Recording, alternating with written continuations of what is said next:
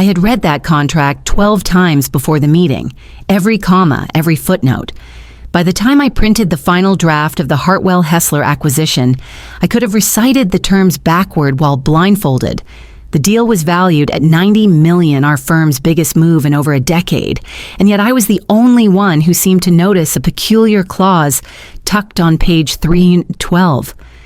I stood at the long glass boardroom table distributing leather-bound packets with crisp tabs. No one made eye contact. Reed Marchand, our division VP and resident ego, barely paused his monologue on cross-border synergy. He didn't notice I'd hesitated for half a beat before sliding the binder in front of him. "There's something I think legal should double-check," I said quietly, tapping a section toward the back. "Page 312, subsection D. It's a dormant license clause." Reed cut me off with a chuckle. "Alara." He said my name like it was a joke, then louder for the benefit of the room. "You're not paid to think, you're paid to organize. Let the lawyers do their job." Laughter rippled down the table. A few polite coughs masked it. I felt my cheeks flush, but I didn't flinch. I just nodded and walked back to my chair near the coffee cart like I always did. 8 years at Hartwell. Promotions denied, ideas rephrased by men in better suits. I had sat in the same room dozens of times, always silent, always efficient. But tonight something in me cracked, not loud, not public, just enough to let the light in. After everyone left, I stayed, told the cleaning crew I was finishing up minutes. My fingers moved over the printed stack again, slower this time. And there, it was dormant license clause, unedited from a template written over 20 years ago. It granted third-party claim rights for core software if a nominal fee was submitted before a final transfer, a clause no one noticed, except me. It wasn't a suggestion. It was a loaded weapon.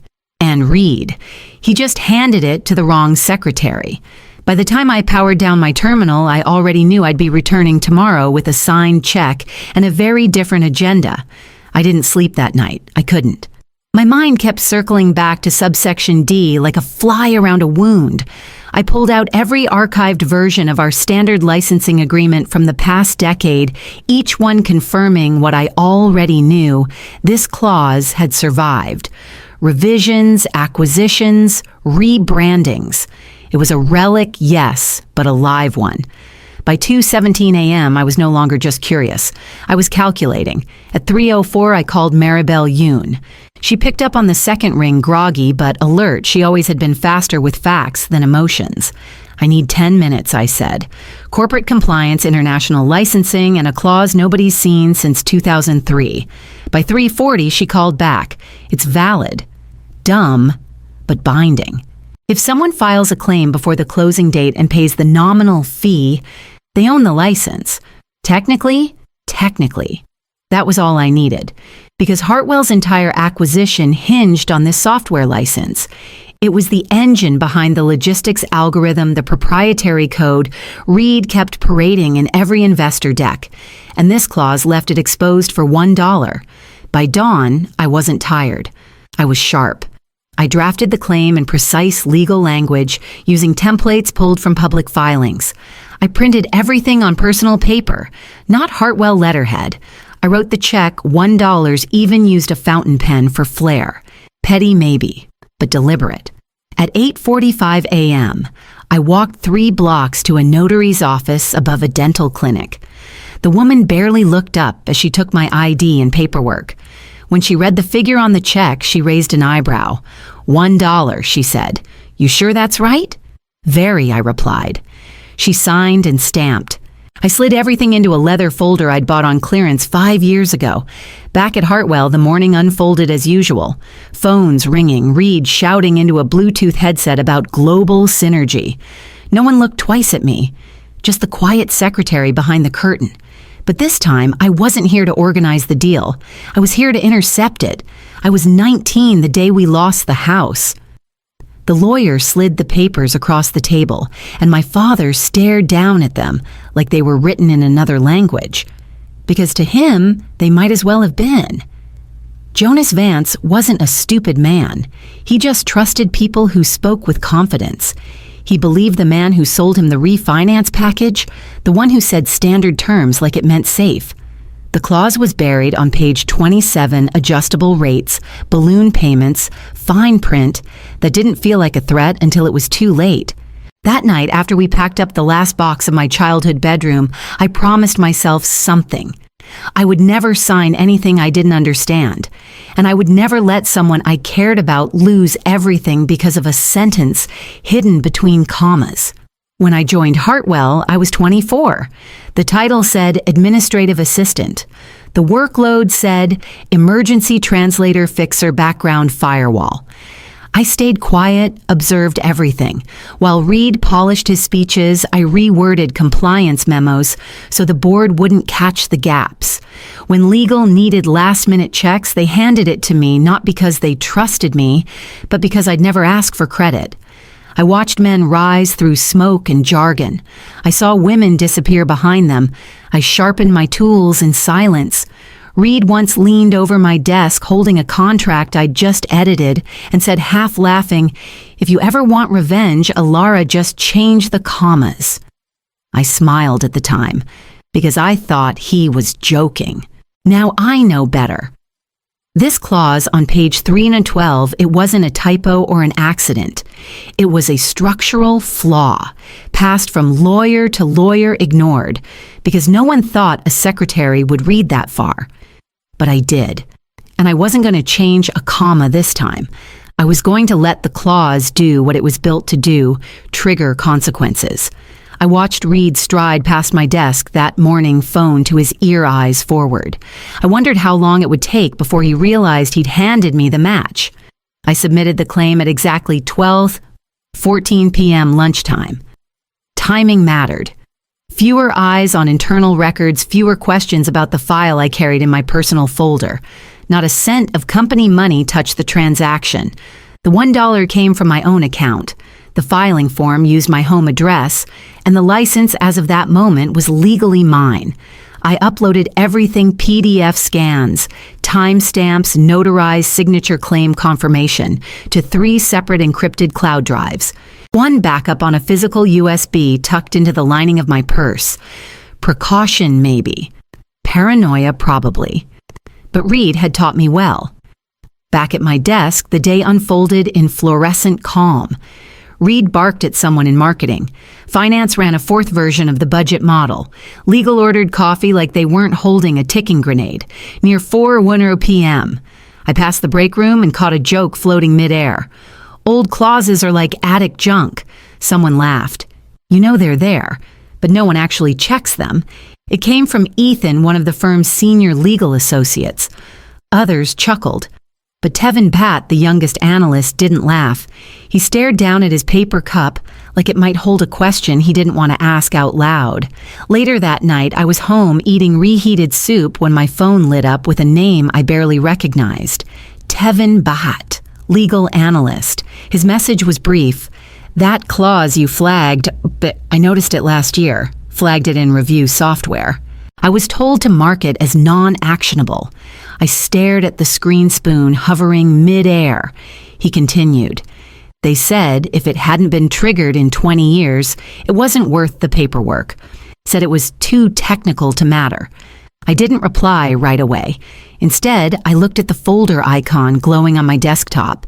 Inside was a copy of the very clause Tevin had tried to bring forward dismissed because someone with more authority decided silence was easier than precision. He wasn't the only one told to stay quiet, but I was the only one who filed. The tremor started at 9:26 a.m. A man in a gray suit from legal sprinted past my desk holding a file so tightly the pages curled. Then came the managing partner from compliance. Then 2 members of the executive team, eyes wide, voices clipped. By 9:42, the glass walls of the boardroom were fogged with movement, people pacing, pointing, whispering. And then came Reed's voice, who filed it. Not just loud, uncontrolled, raw with disbelief. I didn't look up from my keyboard. I finished typing a vendor summary, attached the spreadsheet, and hit send. My pulse was steady, slower than it had been in weeks. He didn't storm out looking for me. He didn't need to. That wasn't how men like Reed operated. He'd go through systems, first check audit trails, emails, internal forms. I knew he wouldn't find anything. I hadn't touched a single Hartwell resource. At 6:11 p.m., the email landed in my inbox. Subject: formal inquiry into conduct from HR Director Claire Mencken Body. You are hereby notified of an internal investigation regarding unauthorized interference with corporate contractual processes. Your response is required within 24 hours. I almost laughed. Instead, I opened a separate tab and forwarded the message to Nevaeh Lark, my attorney. I had retained her the day before filing the claim. Former federal compliance officer, now quiet litigator. No social media, no flair, just precision. Her reply came 3 minutes later. They want war. We'll bring facts. She attached a pre-written letter addressed to HR outlining legal grounds, applicable federal statutes, and the clear boundary between my personal filing and Hartwell operations. It was methodical, cold, clean. I reviewed it, once signed, and clicked send. At 6:44, the building was quiet. Most had gone home, but a few stayed late whispers, trailing through glass hallways. I stood by the window and watched the reflection of the boardroom where not long ago they had all laughed. The glass door hadn't shattered, but it had started to shake, and this time I wasn't the one behind it. By 8:04 a.m., I knew they'd escalated. My ID badge blinked red at the lobby turnstile, 3 times. The security guard looked uncomfortable as I stepped back, took a slow breath, and offered my visitor pass from yesterday, still clipped in my bag as backup. Upstairs, my workstation monitor was black. A red screen blinked, access restricted. Please contact IT. I didn't flinch. I removed my blazer, set down my bag, and walked straight to HR. They were waiting Claire Mencken, head of HR, and a man I'd never seen before in-house. His card read, Special Counsel Internal Governance. Claire folded her hands as if we were about to discuss a dress code violation. Due to the ongoing inquiry, we've temporarily suspended your system privileges. I listened, let the silence stretch an extra beat.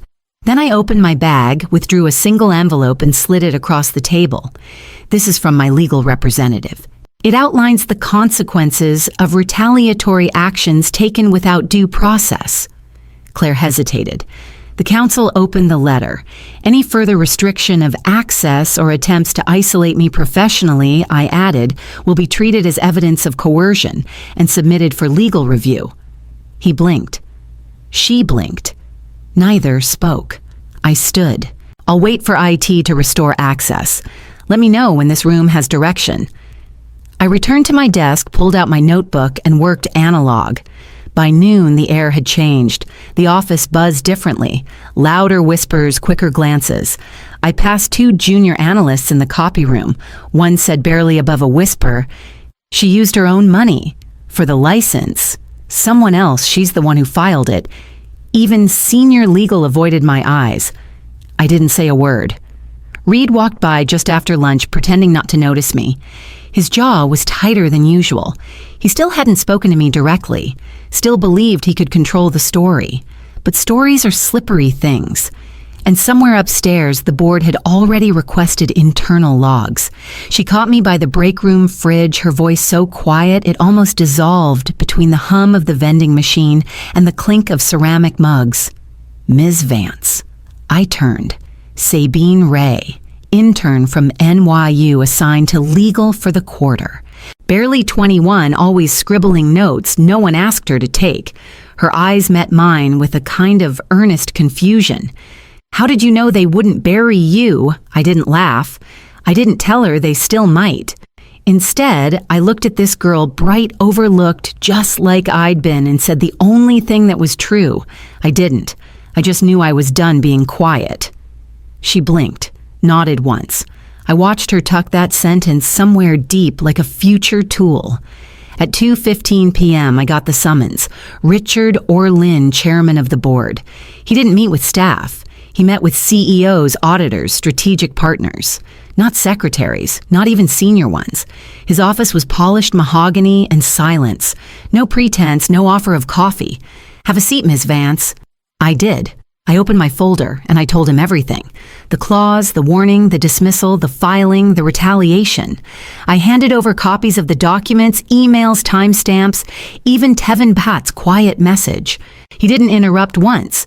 When I finished, he leaned back, fingers steepled, watching me with the same expression I'd seen executives use when evaluating profit-loss sheets. Only this time, the margin was integrity. "You just changed how we do due diligence." He didn't say thank you. He didn't need to. I hadn't done it for that. I gathered my papers and stood. He stopped me with a single line. "Stay accessible. The board may have further questions." I nodded. As I stepped into the elevator, I thought of Sabine still at her intern desk, highlighting clauses no one had asked her to read.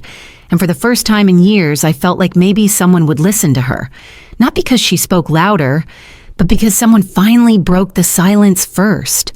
The boardroom felt different this time. No coffee service, no scripted smiles, just silence. I sat across from Reed, one empty chair between us like a legal buffer.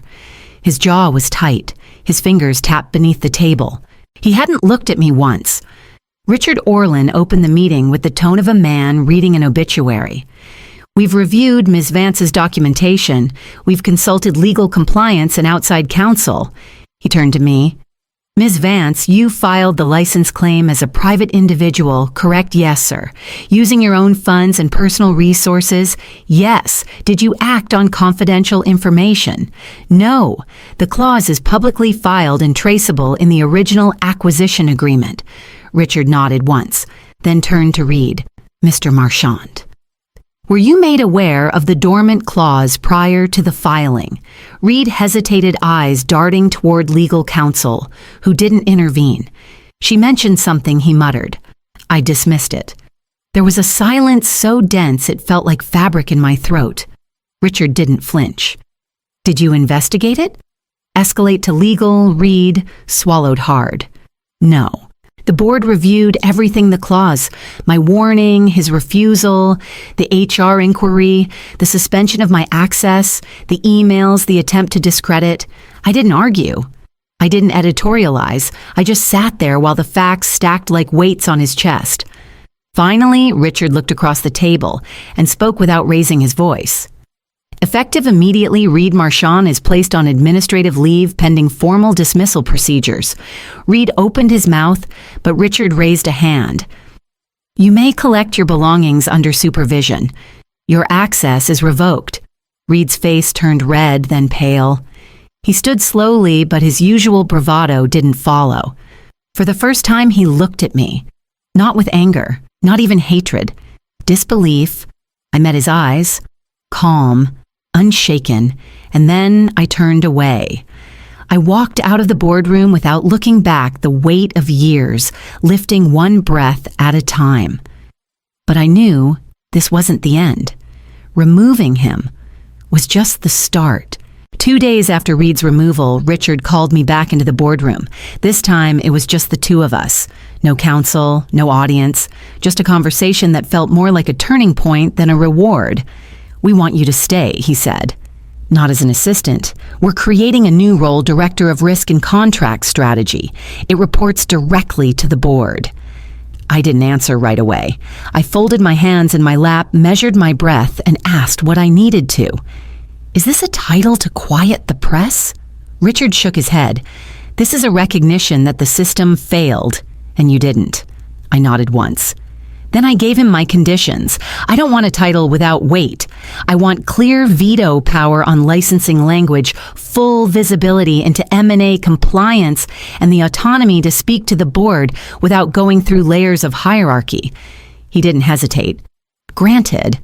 And just like that, the same system that tried to erase me had to reformat around me. The Hartwell-Hessler acquisition finalized 1 week later. No loopholes. No buried clauses. The legal team cross-checked every paragraph under my oversight, not out of fear, out of accountability. The industry press caught wind of the shakeup. No names mentioned, just headlines about a quiet shift in transparency and a forgotten clause that nearly tanked a major deal. My name didn't appear. I didn't want it to. But the morning after the closing, I returned to my desk, still the same desk for now, and found a yellow, sticky note pressed to my monitor. Thank you for reading what no one else did. It was signed simply Sabine. I smiled, not because it validated me, but because it meant she had been watching, learning, knowing she didn't have to stay small just because the room told her to be quiet. Some victories don't get framed, they get passed on. My new office is quiet. No corner view, no frosted title on the glass. Just a solid door, a desk that's mine, and a screen full of red lines I no longer need permission to submit. I've been reviewing Hartwell's onboarding documentation all morning, updating policy for contract reviews, rewriting how M&A clauses are audited, and embedding one small line that means no overlooked relic will ever go unflagged again. One line. That's all it takes to stop someone from losing everything. At noon, I stepped out for coffee and passed my old desk. Someone else sits there now. She's younger, maybe 22. Her hair's tied back. Post-it notes everywhere. The kind of worker who apologizes before asking a question. I watch her glance up nervously when someone from legal passes too close. I know that look. I wore it for years. But she belongs here now, and this time the building will make room for her. At lunch, I find Tevin Pat waiting by the terrace. His shoulders are more relaxed than I remember. They opened an internal inquiry, he says almost shyly, on overlooked clauses. I told them about last year, about what I saw. This time, I spoke up. I nod, letting the silence between us feel complete, not awkward earned. Good, I say. It matters. He exhales. It only happened because of you. But I shake my head. No. It happened because someone else decided they wouldn't stay quiet either. We part ways, and I return to my desk. Later, I pause at the window and think of my father, his face the day we carried boxes to the curb, his silence when the house key no longer turned. He never said it, but I could read the shame in his eyes. Shame for trusting the words someone else summarized, for not reading the fine print. I press my fingers to the folder I've just closed and whisper just loud enough for the walls to hear. This time I read it for both of us.